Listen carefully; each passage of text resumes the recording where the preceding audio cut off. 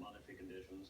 You haven't had a mass corporate exit. That might come at some point in time. You may have put some corporate decisions on hold, but I don't believe there's been any material deterioration in the UK economy, and I wouldn't expect to see one. One foreign economy that really did at times this year sort of shake the global confidence was China. Yes. And it seems to be slowly re-entering the picture. It had a very bad week this week with stocks, bonds, currency weekend. If we go inside the Bloomberg, I have a chart here showing total social finance, so basically credit, has really been exploding. So you have this situation in which credit of various measures has really been surging, and the financial markets are starting to stumble. Is China going to once again, like it was last December or January, going to be something that shakes world markets again? I think the underlying economy looks okay. I think the underlying economy has made a lot of progress. The only danger I would say in China is that the PBOC seems to be withdrawing liquidity at year end again. Which is always a tricky time because the banks themselves are holding cash. So you have had some of the dislocation in the domestic credit market, which I think was one of the big positives in China up until a couple of weeks ago. So, there is, I think, a chance of a market event. You've had a sort of smaller version of the summer of 2015, much smaller version. But the underlying economy looks okay, and I think we'll withstand that.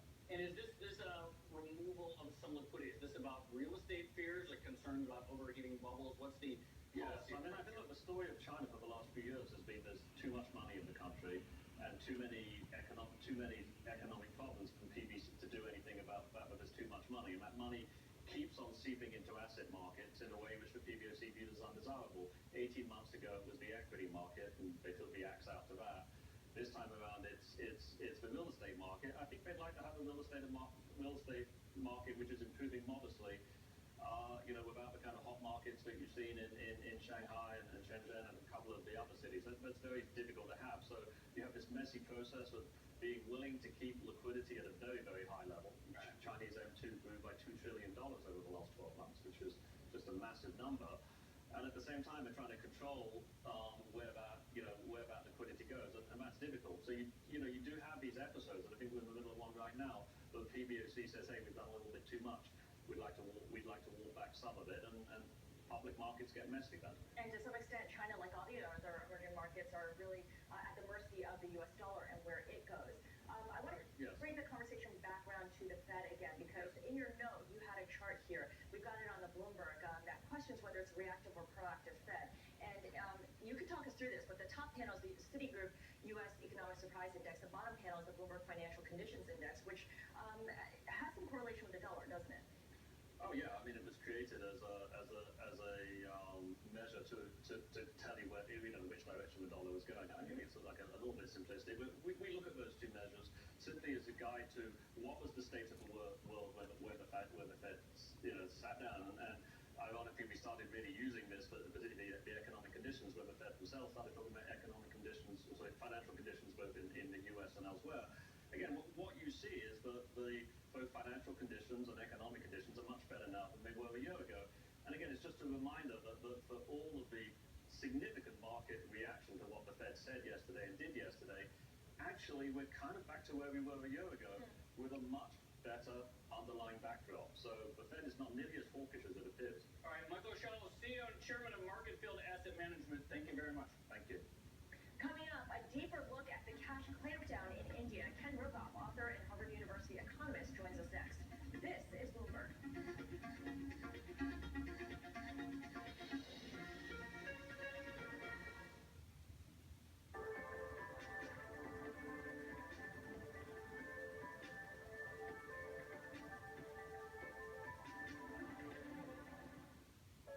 Your path to retirement may not always be clear, but at T. Rowe Price, we can help guide your retirement savings.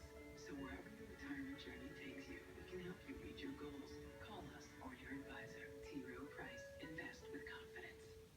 Municipal bonds don't typically get the media coverage that the stock market does. In fact, some people may even find them boring.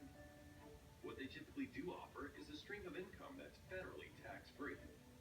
Municipal bonds from Hennigan & Walsh can give you income that's tax-free, and you have to admit, tax-free income can be very exciting.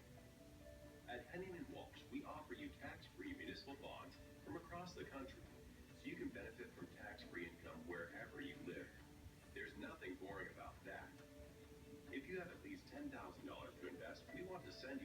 exclusive bond guide for free. 1-800-895-7895. That's 1-800-895-7895. We're out to prove that tax-free income can be very exciting indeed. For your free bond guide, call now.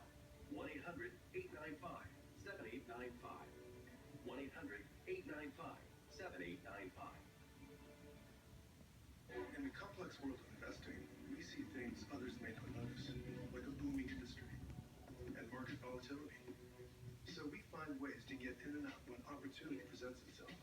Spider ETFs let you access a range of funds so you can seize opportunities and achieve your investment goals. I believe there's opportunity in complexity. I work for State Street Global Advisors. Before investing, consider the fund's investment objectives, risk charges, and expenses. Call 1-866-787-2257 to obtain a prospectus containing this and other information. Read it carefully.